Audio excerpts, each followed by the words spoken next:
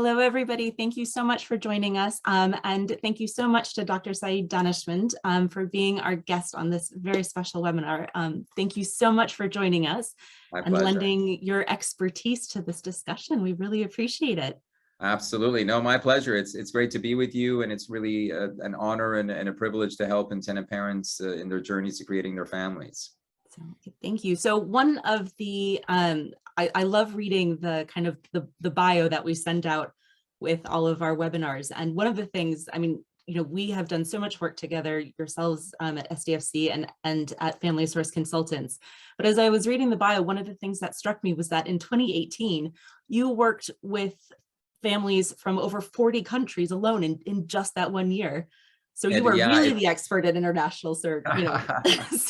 It's yeah. I mean, it's. I've been fortunate to be able to have had a great career. I mean, I've been in practice for about 24 years. Did my training at University of California in Los Angeles, and really during those 24 years, have had the honor of helping many intended parents. And I think that with taking really good care of intended parents, surrogates, egg donors, I think that we've built a reputation. And become very popular in many circles in many different countries. And I think the secret is just really taking good care of intended parents, surrogates, patients, egg donors, being available to them, having strong communication with them so that you can keep them updated on everything that's happening, having a wonderful team. And I think, without my terrific team here, I'm not able to do what I do. And every day is a privilege, frankly, to be able to come to the office and connect, via Zoom, virtually via video with intended parents all around the world. So sometimes I tell my children, today your father took a sort of a trip around the world, because I started in the Middle East, and then went to Europe, and then went to the US, and then went to Australia. For the different Zooms that I had during the day. So it's a privilege, and I never take it for granted. And I really have dedicated my life, my career, to helping others have families, because I want them to experience the same thing, the same joys that I've experienced as a father of 3 daughters who are now older. And it's been an amazing journey. Being a parent is an amazing journey. You learn so much about yourself. So I want the same for my patients. Oh, that's so lovely. It's really nice actually to hear your motivations for doing this, because you do all, I mean, that's something that I've always wondered, what's the catalyst for somebody, who is a scientist, a doctor, to really look into the fertility field and want that to be your focus for so long. So yeah, I think it's really the catalyst was in medical school, when I met a fertility doctor, and she had such an incredible bond and connection with her patients, and I felt, wow, what an incredible privilege to be able to help patients have families. And then it was also an intellectually challenging field in terms of the reproductive hormones. And then it also includes procedures and surgeries, which is sort of you have a variety of different ways in which you are challenged intellectually, surgically, and then the greatest joy and fulfillment comes from, seeing the children after birth, and then as they grow up, and the cards that I get, the WhatsApp messages, the videos of children almost on a daily basis, as they're growing up.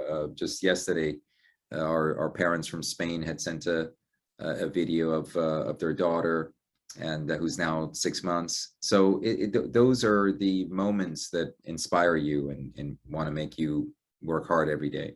Yeah. Oh, that's so lovely. And that's one of the things that that I know a lot of intended parents who work with you always say to us. It's amazing how close you get with your patients, and how you're there on such a personal level, as well as being their doctor. It's almost like you are a huge support, actually, as they're going through this process, which is lovely. I think you have to, I feel like it's my responsibility and my duty. All my intended parents and surrogates have my mobile number. They can contact me via WhatsApp, via text. And so we want to be available. and Yeah. we want to support. And the journey's not always smooth. You know, there's sometimes ups and downs, but I think that if your intended parents know that you're there to support them throughout the whole journey, then there's a sense of confidence and comfort that comes, that no matter what happens, we are dedicated to you having success in reaching your family goals. Yeah, that's lovely. And hopefully it gives a lot of intended parents that security and that comfort, Yeah, because this isn't an easy journey, even in the best of circumstances. right. And a lot of intended parents will obviously have come to you, having gone through infertility treatment in their home country, since we're doing this for mostly for our international intended parents.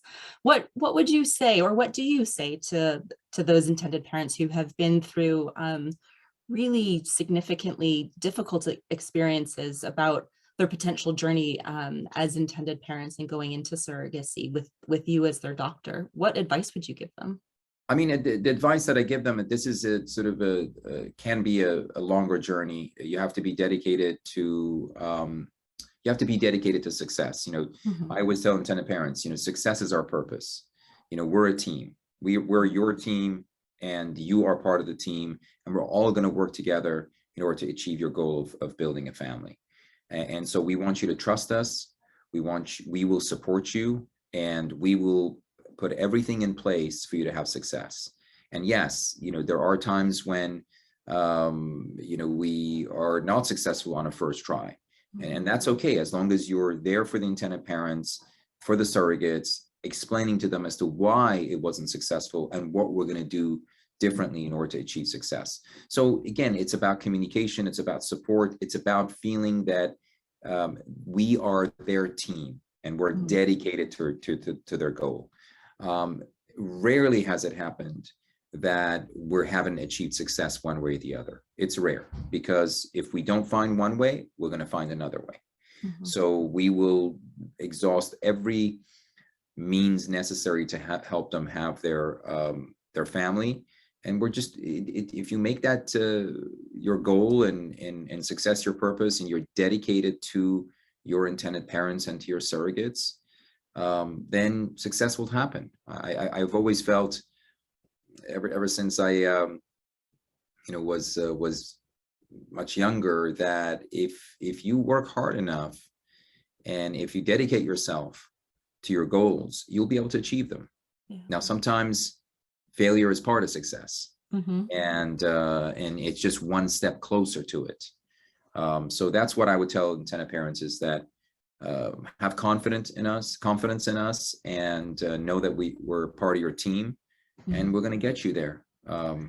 We're confident we're going to be able to get you there. And you know, it also helps that we have one of the highest success rates in the country, in terms of one of the top clinics, being one of the top clinics. So that also helps, having an incredible team here in the lab, a wonderful clinical team.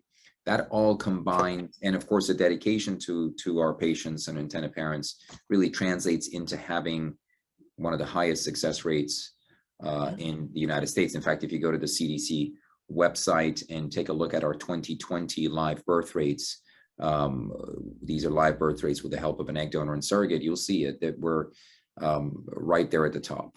So, but again, that requires hard work. We never rest on our laurels. We just continue to move forward. And we also, the other part of our practice and part of my career that has been important to me has been research. You know, we've done a great deal of research. We published many papers in the field of IVF. We continue to do research. And we just had 3 major research presentations accepted to the American Society of Reproductive Medicine, which will happen sometime in November of this year. And so we have some oral presentations coming up, but that's the 27th consecutive year that we have been presenting major research at this conference. That's amazing. So, So yeah, can you share a little, I mean, obviously for us lay people who who the scientific details might go over their head, can you, or including mine, could you share a little bit maybe about what of some course. of your most recent findings are? Absolutely. So for example, one of the areas that we researched was methods by which we can select out the best quality sperm for fertilization of the eggs. there are many ways in which that are available. And one in particular is called microfluidics or zymote, which essentially is this obstacle course for the sperm. Now, traditionally, most clinics will look at the sperm under the microscope and select out the best quality sperm based on motility, morphology, shape, those kinds of factors. But there are other ways we can enhance the selection of the best quality sperm based on DNA integrity. So part of the research is looking at the level of DNA fragmentation in sperm before we have them go through this obstacle course and afterwards. And what we've learned is that the level of DNA fragmentation is much lower. In other words, DNA integrity of the sperm is much higher with sperm when we select the best quality sperm through this method. So that's one of our research projects. The other research project is about donor eggs. And essentially the egg donors sort of view and motivations about why they're donating, their experience, how their experience at fertility centers colors their motivation to donate again.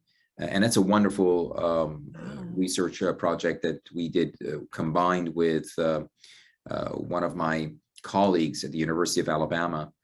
She's a full professor there, and she has concentrated and done a lot of work in her career with egg donors. So we're trying to find out more about egg donors, how they perceive the whole process, what are their motivations, what we can do to make that a better experience for them.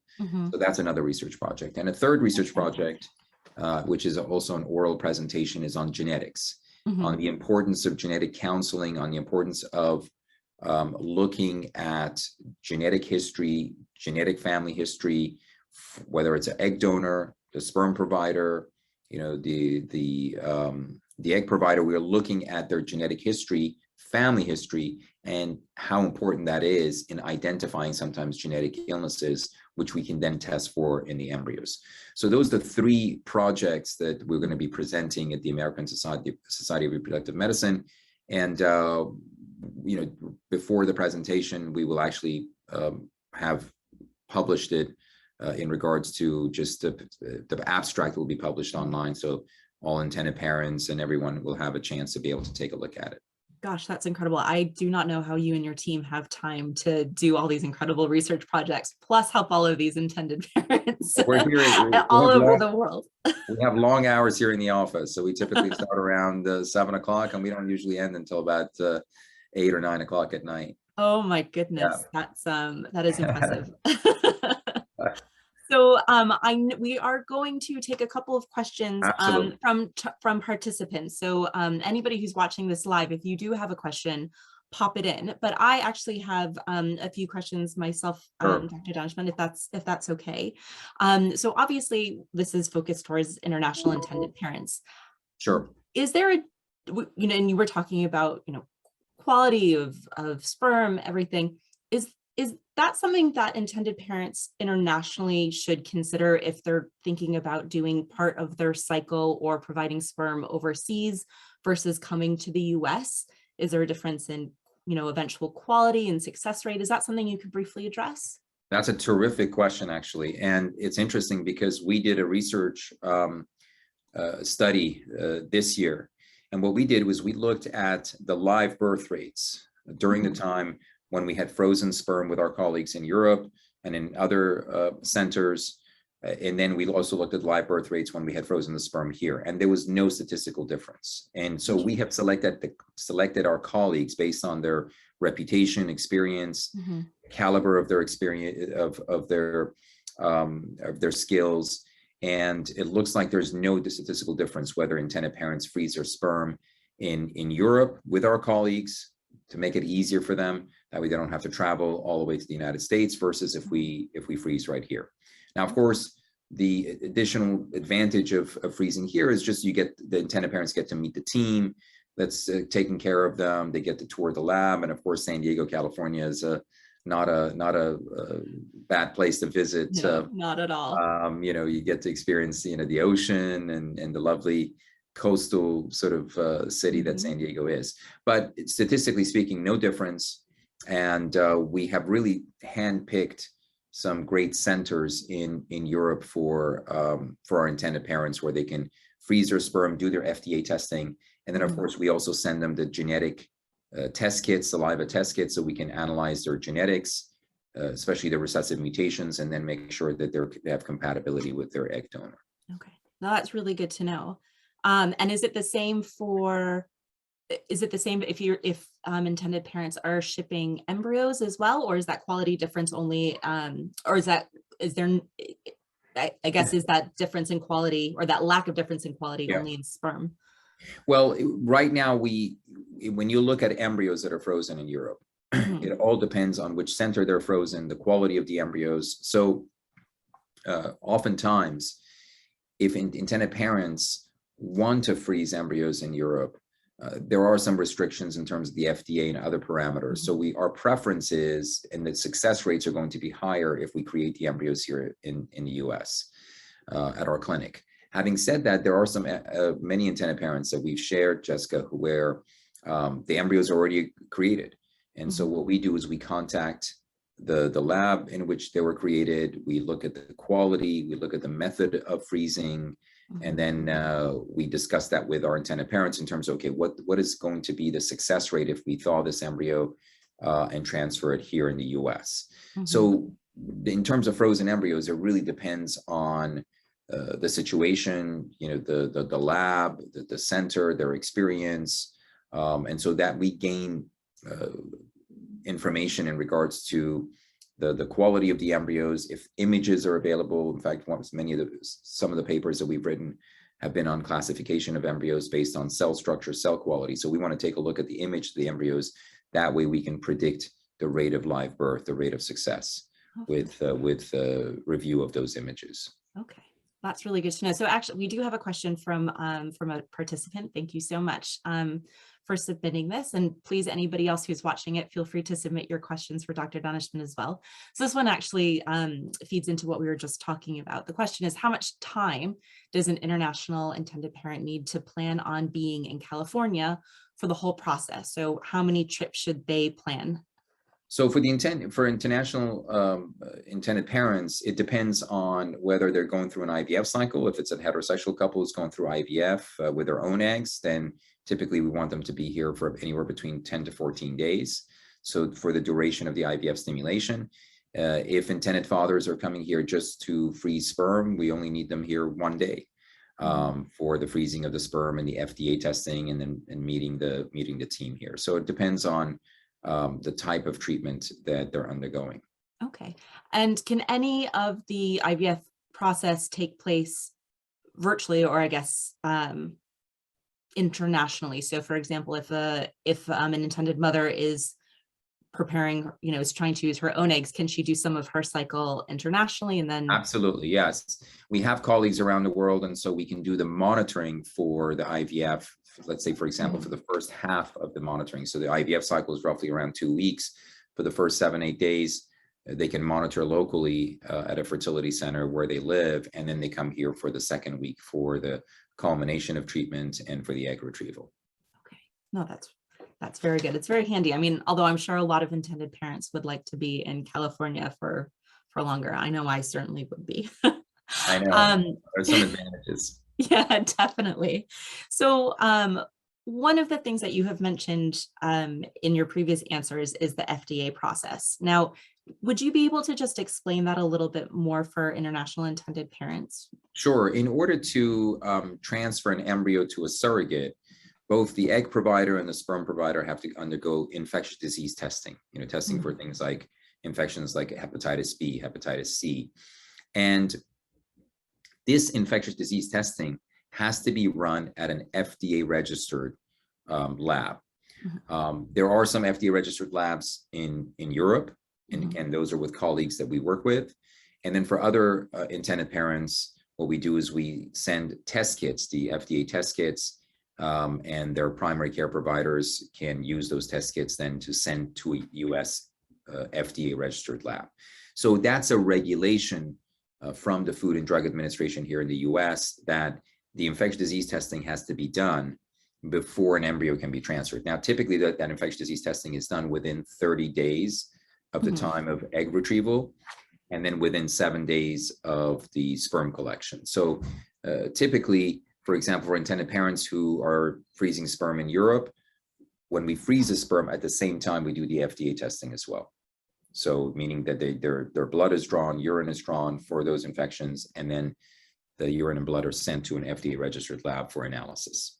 Okay. And you said usually within 30 days. So is this, so for intended parents who we kind of spoke about before, who already have their own embryos created, does that mean that they might not always be able to use their embryos in the US? In most cases, there are exceptions or exemptions that FDA has. So yes, they are able to. For many intended parents, initially the goal of creating the embryos was not to work with a surrogate, but then circumstances made it that they had to use a surrogate. So FDA has exemptions and says, yes, if the embryos were initially created not for the intent of transfer to a surrogate, then yes, we can do the FDA afterwards.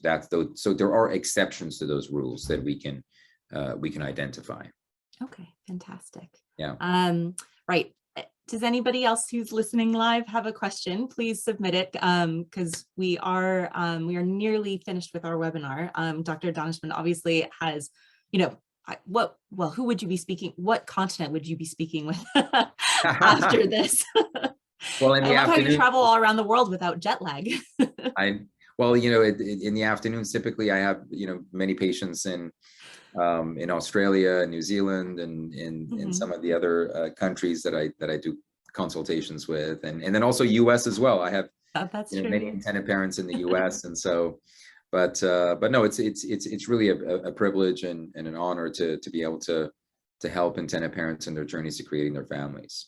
And now I know you speak multiple languages, and your team speaks multiple languages as well. Is that correct? It's correct. Yes. I mean, here at San Diego Fertility Center, we're lucky. We have several languages covered. French, Spanish, Japanese, German, Farsi. So I'm trying to think. Italian. So yes, we have a few languages that our team can speak, and that really helps with communication with intended parents and really makes the bond even stronger with them. Oh, that's great. Yeah. So I have a couple more questions if there's nobody else who's watching. What are some of the most common scientific questions you get asked from international intended parents? What are the biggest concerns that they usually approach you with? I think, selection of the egg donor is really a critical factor for them. How do they select the egg donor? What kind of family history, genetic history, egg quality? How do we determine egg quality? How do we know if a donor had a good cycle before, if she's donated before? So selection of an egg donor is one of the kind of key components of questions that I have. And then the surrogate criteria, what are the criteria for a good surrogate, for an ideal surrogate to minimize the chance of complications during pregnancy? The other factors are just what the expectations are during the journey. How many embryos, what kind of quality embryos, genetic screening of embryos. Do we need to do chromosome testing of the embryos? What are some of the monitoring that's done during pregnancy? To make sure that the baby is growing well and that there are no significant issues. So, but those are some of the main questions that I have on a regular basis, which are very, very pertinent and very important in the intended parents' journeys. Okay, fantastic. And then my last question before I let you go speak to some of your fantastic intended parents, or do an embryo transfer, whatever you have on your schedule for later today. When intended parents are looking for a fertility clinic, that's obviously one of kind of the most important parts of their whole surrogacy journey. Yes. Obviously, San Diego is a fantastic place, right. Fantastic place. And we recommend pretty much every intended parent speak with you guys. But for intended parents, what are the kind of questions that they should be asking? What should they really be looking for in a fertility clinic as they make that choice? And Jessica, that's a great question. There are many good centers in the United States. We're not the only great center here. There are many great centers. in the US. And I think the intended parents should look at reputation. They should look at experience of the doctor they're working with. How many years have they been helping intended parents in the surrogacy journey, specifically in the surrogacy journey? They should look at research. Is this a fertility center, or is this a doctor that conducts research? That where research is important, because that's really what drives the pregnancy success rates higher. And then really that personal connection between the team and the intended parents. Is there a personal connection there? Are they good with communication? Do they feel that the team at the fertility center is very supportive? They hear them in terms of their needs. So really holding their hand throughout the whole journey. I think those are some of the criteria that I would look at, in terms of a fertility center, in terms of fertility team, fertility doctor, if I were to make a choice in regards to the center. Fantastic. Well, thank you so much. My pleasure. As always, it has been lovely speaking with you, just hearing your expertise, and gosh, everything that you have going on is absolutely incredible and awe-inspiring. But thank you so much for joining me. Thank you, everybody, for watching. My pleasure. This. Thank you, everybody. Take care. Bye-bye. And yes, if you have any further questions, please feel free to hop onto the Family Source Consultants website and email us, and we'll be happy to help. So thank you again, Dr. Daneshmand. Thank you, Jessica. Take care. Bye-bye. Bye.